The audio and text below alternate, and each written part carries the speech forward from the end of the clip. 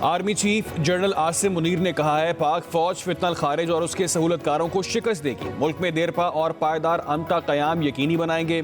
ISPR के मुताबिक army chief general Asim Munir का जनूबी वज़ीरिस्तान के इलाके वाना का दौरा। आर्मी चीफ को इंसदाद दहशतगर्दी के लिए जारी ऑपरेशन पर तफसीली ब्रीफिंग।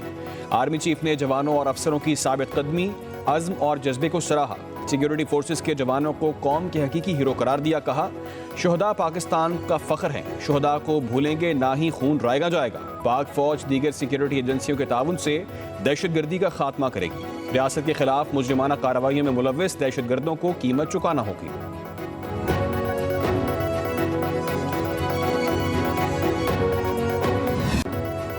पाकिस्तान तहरीक इंसाफ और हुकूमत की कल बड़ी बैठक। मुज़ाकरात के लिए 8 रुकनी हुकूमती कमेटी की तश्कील।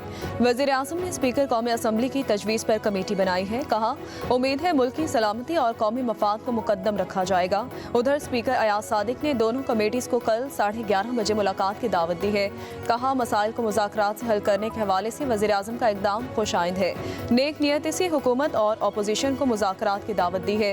स्पीकर ऑफिस के दरवाजे हमेशा अरकान के लिए खुले रहेंगे। बातचीत और मुकालमे से ही आगे बढ़ा जा सकता है।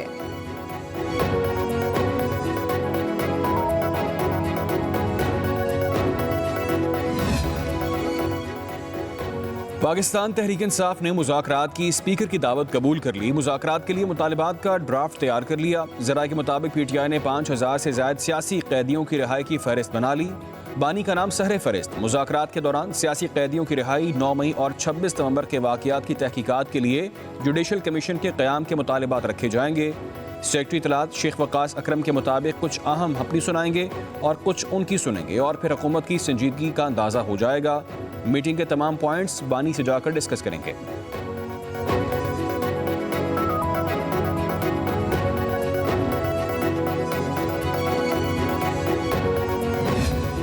8 रुकनी हुकूमती कमेटी में इसहाक डार, राना सनाउल्लाह, इरफान सिद्दीकी शामिल हैं।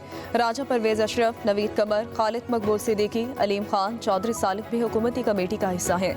PTI की कमेटी में उमर अयूब, अली अमीन गंडापुर, सलमान अकरम राजा, असद कैसर शामिल हैं। हामिद रजा, हामिद खान, अलामा राजा नासिर अब्बास भी PTI की मुज़ाकराती कमेटी में शामिल होंगे।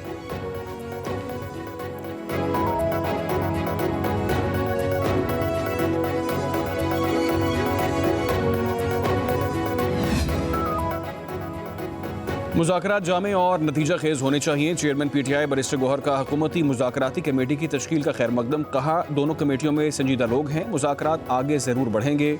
उम्मीद है कम से कम वक्त में नतीजा निकल आएगा। अपोजिशन लीडर उमर अयूब के मुताबिक कमेटी बनाना ही काफ़ी नहीं, मुतालबात भी पूरे किए जाएँ। देखना होगा हुकूमत कितनी संजीदगी का मुज़ाहरा करती है।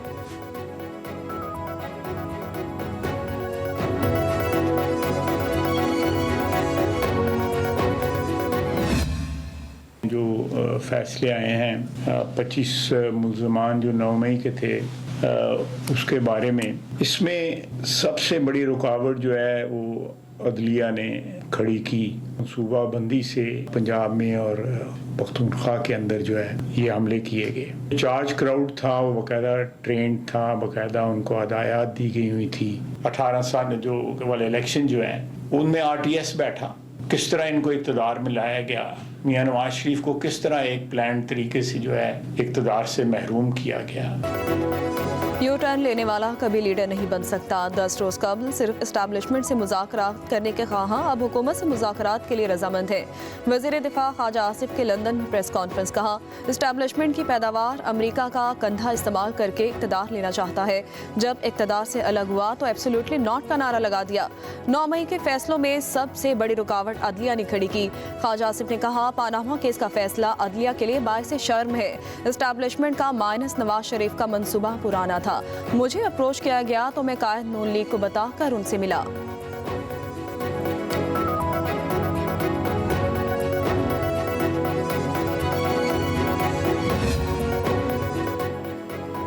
वज़ीर आज़म के मुशीर राना सनाउल्लाह का कहना है केसेस का मुज़ाकरात से कोई ताल्लुक नहीं होना चाहिए। PTI रहनुमाओं के साथ बैक चैनल राब्ते बरकरार हैं। PTI को मशवरा है कि डेडलाइन और वार्निंग देना छोड़ दे। बोले 9 मई वाक़यात पर मजीद कुछ लोगों के फैसले 1-2 दिन में होंगे। बानी PTI का 190 मिलियन पाउंड केस भी इनमें शामिल है।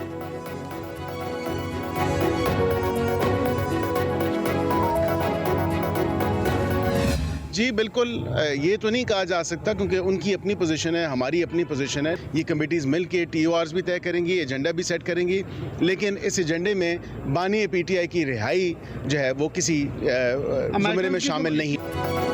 बानी PTI की रिहाई एजेंडे में शामिल नहीं होगी। मुशीर कानून और इंसाफ बैरिस्टर अकील मलिक ने कहा, यह नहीं हो सकता, पहले आप सिविल नाफरमानी की कॉल दें, फिर कहें कि 9 मई में रिलीफ मिल जाए। अगर कोई समझ रहा है मुज़ाकरात की आड़ में डील या ढील मिले तो उनकी गलत फहमी है। कहा, मुज़ाकरात में कहीं नहीं लिखा कि आपको आम माफ़ी दे दी जाएगी। 9 मई के केसेस अपने मंतकी अंजाम को पहुँचेंगे।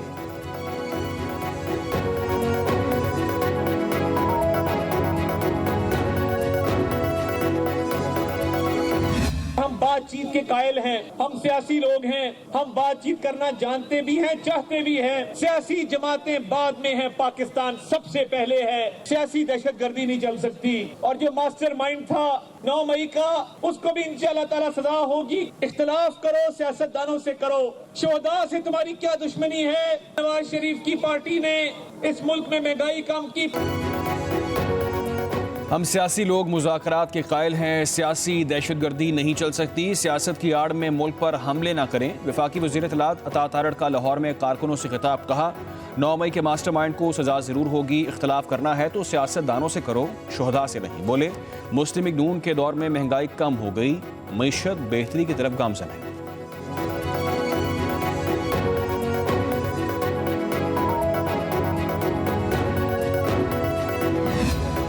अली मोहम्मद खान ने लीगी रहनुमाओं की बातों की नफी कर दी। कहते हैं, बानी PTI के खिलाफ फैसले का असर मुज़ाकरात पर होगा।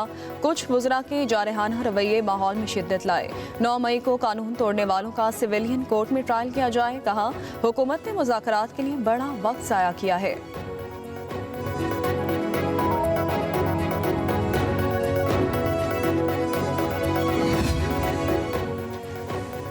बानी PTI और उनकी अहलिया बुशरा बीबी के खिलाफ 190 मिलियन पाउंड रेफरेंस का फैसला कल ना सुनाए जाने का इम्कान। ज़रा के मुताबिक अदालती अमले की जानिब से PTI वकला को आगाह कर दिया गया। रेफरेंस की समाअत भी कल अडियाला जेल की बजाय एहतसाब अदालत इस्लामाबाद में होगी, जहाँ फैसले की नई तारीख दी जाएगी।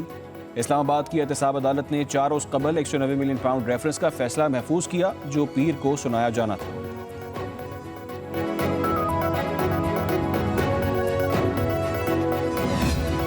वज़ीर-ए-आज़म शहबाज शरीफ से वफाकी वज़ीर दाखिला मोहसिन नकवी की मुलाकात। मुल्की अमन व अमान की मजमूई सूरत हाल पर तफसीली ब्रीफिंग दी गई। सियासी सूरत हाल पर भी तबादला ख्याल। वज़ीर-ए-आज़म का मुल्क में क़याम अमन के लिए किए जाने वाले इक़दामात पर इज़हार इत्मीनान।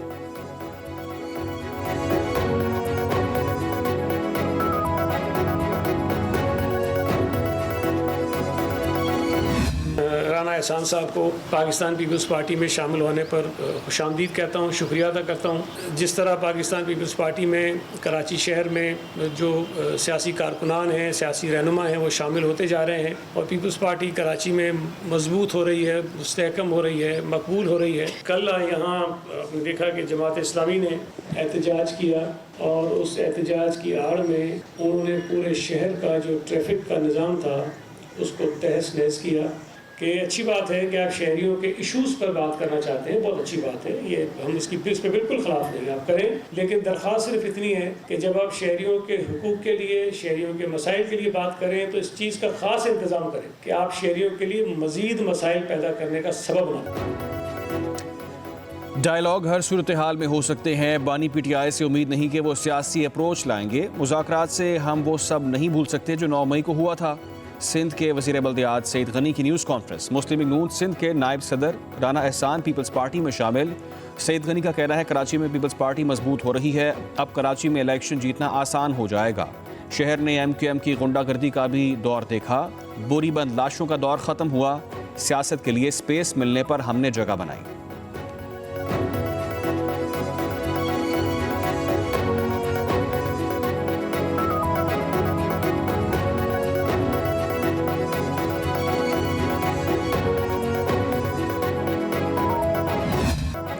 मुल्क भर में शदीद सर्दी की लहर। लेह पाकिस्तान का सर तरीन मकाम, पारा -13 तक गिर गया। स्कर्दू में दर्जा हरारत -11, गिलगित देर में -8, इस्तोर में -7, कल्लात में -6 सेंटीग्रेड रिकॉर्ड किया गया।